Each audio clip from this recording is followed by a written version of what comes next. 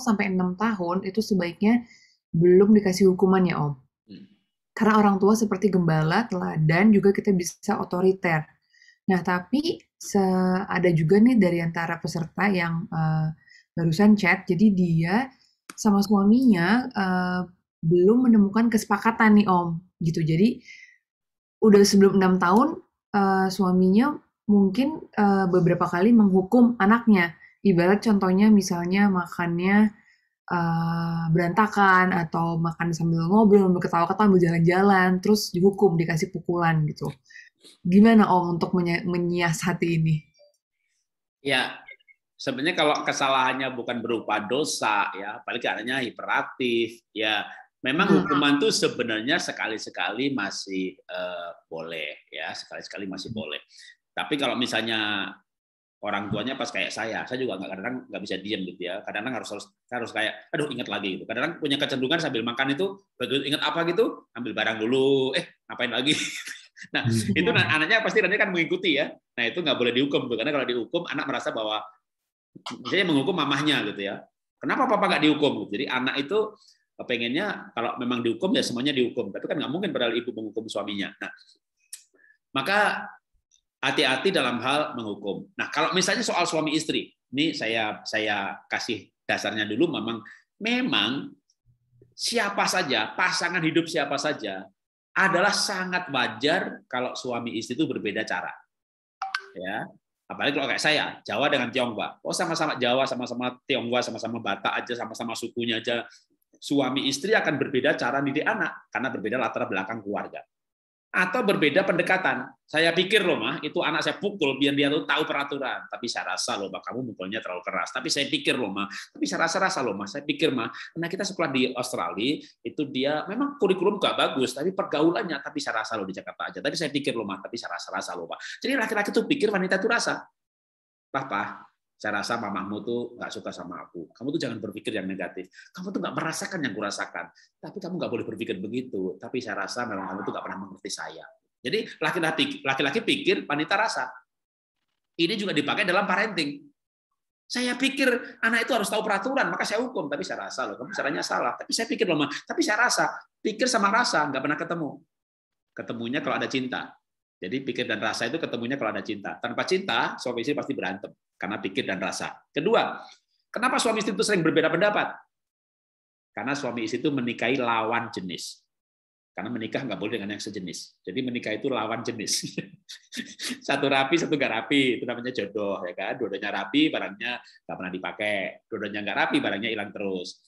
Murah hati menikah sama si pelit, itu namanya jodoh. Dua-duanya murah hati, duitnya habis, ya kan? Orang menikah itu lawan jenis. Satunya romantis, satunya nggak romantis. Dua-duanya romantis, adanya 13, ya kan? Dua-duanya nggak romantis. Ya malam pujian penyembahan.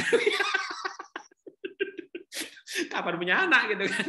Jadi orang menikah itu lawan jenis. Jadi kalau ada sekarang ini menjumpai banyak perbedaan dengan pasangan begitu, sadarlah bahwa Anda menikahi lawan jenis Anda. Lawan jenis dalam segala hal, lawan jenis. Nah, sekarang gimana Pak menyiasati perbedaan antara suami dan istri ini? Yang penting satu, jangan berantem depan anak. Kalau mau berantem di kamar aja. Saya pikir loh mah, tapi saya rasa lupa. Tapi saya pikir loh mah, tapi saya rasa gitu. Pikir rasa gitu kan. Sampai pagi pasti nggak pernah ketemu. Ketemunya kalau ada cinta. Jadi ketika ada kedewasaan. Ya udah sekarang gini dah. Kalau perlu bahkan gini, bagi tugas anak kita Pak, Ma, butuh dewasa, butuh pribadi yang baik. Untuk dia menuju dewasa tadi, dia butuh modul parenting saya. Dia butuh modul parenting kamu. Kita berbeda modul, tapi dalam satu paket parenting, biar melengkapi. Misalnya, kamu kan orangnya disiplin, tegas, rapi. Ini bisa si suami, bisa istri. Kalau istrinya tega mendidik anak, pasti bapaknya nggak tega. Bapaknya tega, ibunya nggak tega. Menikahi lawan jenis, namanya jodoh. Ya, jangan mendidik sehati, sepikir, seia, sekata. Berbahaya. Berbahaya kalau suami istri sehati, seia, sekata. Apa bahayanya? Anak nakal pukul 10 kali, ibunya pulang. Kok anak nangis? Betul. Kenapa? Saya pukul. Berapa? 10 kali. Aku 10 kali juga. Itu anak digebuki bareng-bareng. Mati itu anak. jadi lawan jenis, berbeda modul. Jadi gini. Jadi kalau perbedaan udah nggak bisa disepakati lagi, kita bagi tugas saja. Oke, kamu bagian mendisiplin anak, kamu bagian mengajarkan tanggung jawab, aku mengajarkan murah hati. Kamu mengajarkan kebersihan, aku mengajarkan kreativitas. Ruang tamu harus rapi, kamu ajari anak rapi di situ. Ruang keluarga, areal saya ngajari anak kreatif di ruang keluarga. Nah, namanya karena kreatif sama rapi ini nggak bisa jadi satu.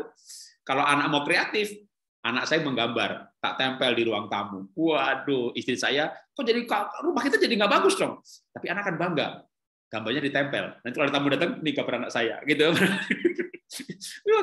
Rumah saya kayak sekolah TK.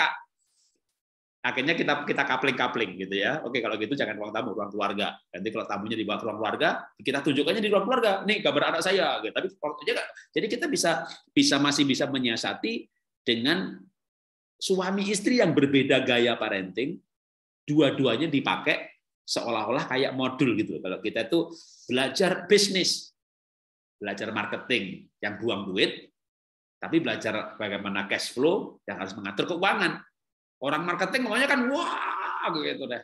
Tapi orang accounting maunya pegang. Tapi ini enggak, sebenarnya ini berbeda tapi tidak bermusuhan. Nah, sama juga begitu suami istri bagaimana nanti berbagi tugas. Tapi tips berbagi tugasnya ada bahayanya. Bahayanya adalah kalau misalnya ibunya yang malah tegaan nih, menghukum anak, mendisiplin, marahi anak kalau berantakan gitu. Lalu bapaknya modulnya apa? Karena bapaknya baik, cheerful, ceria, ketawa-ketawa, biar kalau mamanya belajar begitu kan, papahnya juga ikut belajar, ya anaknya stres, kan? Papahnya yang begini, yuk kita main gitu ya, itu kombinasi. Jadi supaya anaknya nggak stres, diajak main. Tapi ada begininya tapinya. Kalau sudah bikin PR baru main sama papa. Jadi jangan begini, yuk pak main. Tapi sama mama suruh belajar dulu. Nggak usah, jangan ya. PR-nya selesai, kita main. Jadi itu nanti anak bikin PR-nya cepat. Nah, pembagian tugas peran orang tua ini bahayanya apa? Tadi saya bilang ada bahayanya. Kalau ibunya marah terus, lalu bapaknya ngajak main terus, nanti anak gini, kenapa ya Mr. Yes menikah sama Mrs. No? Itu mama itu makhluk no, mama jahat. Jadi anak dari gini, mama jahat, papa baik. Kalau sampai itu terjadi, mama jahat gitu ya. Yang keluar dari mulut meluapnya dari hati. Berarti anak merasakan itu jahat. Nanti bapak ibu di kamar rundingan, "Pak, aku tuh gara-gara ngukum anak terus karena anak harus tahu hukuman. Tapi kamu baikin terus biar anak gak kepahitan. Tapi anak sekarang bilang papa baik, mama jahat. Kita tukar peran ya sekarang ya. Mulai sekarang kamu yang menghukum, aku yang ngasih reward." Jadi supaya anak nggak bilang mama jahat. Atau kalau kita pelayanan ini, Pak Gembala sih baik, tapi Bu Gembala jahat. Bapak Ibu di kamar rundingan. Sekarang kamu yang menghukum, aku yang memberikan reward gitu ya. Jadi, jangan sampai termuncul begitu ya. Rundingan di kamar. Jadi sekarang papa yang menghukum ya, aku, mama, aku yang memberikan reward ke anak. Nah, itu kasih kesempatan papanya menghukum. Ya, nanti pokoknya ada masalah, anak ada nakal, ibu empet pengen menghukum tapi enggak. Pokoknya kalau anak ada berita yang baik, pembantu kasih laporan, kamu hebat, kamu pinter, dia berbuat salah, tadi anak begini-begini gitu ya. Biarkan papahnya menghukum dengan cara, gaya dan waktunya. Kenapa saya katakan dengan cara, gaya dan waktunya? Kadang-kadang ibu tuh gemes. Pak, anak salahnya ini, kamu perlu hukum dia. Ya, tapi nggak dihukum-hukum. Karena bapak itu bijaksana menurut si bapak. Menurut istri, bapak itu lelet gitu loh. Jadi menurut bapak itu bijaksana. Kenapa bijaksana? Menghukum itu ada waktunya. Tunggu dong moodnya bagus. Nanti sambil makan bareng saya mau omongin ya. Makan barengnya masih hari Sabtu, sekarang hari Rabu. Ya nantilah Sabtu aku mau omongin. Jadi ibunya udah nggak tahan. Kamis sudah ditanya, udah ngomong belum? Belum, nantilah gitu. Kamu tuh nanti terus. Tunggu Bu, kalau udah memberikan kesempatan kepada si ayah untuk ngambil modul menghukum, biarkan dia dengan caranya. Jangan cepet Pak, hukum Pak, ayo hukum. Semangat banget nih hukum anak. Jadi tapi tukar peran itu perlu. Kenapa? Supaya anak tuh nggak sayang papa, benci ibu. Kan repot loh kalau anak tuh sayang papa, benci ibu. Dan jadi anak papa gini, Gerard Edelman. Nah, ini kenapa? Kenapa harus kadang bertukar peran secara sengaja? Gerard Edelman. Kalau diketik kata Gerard Edelman, dia pemenang Nobel mengenai otak yang maksimal. Dia seorang psikolog dan neuroscience. Nah, supaya anak itu hebat, bukan hanya IQ, Bukan hanya multiple intelligence, tapi keseimbangan otak.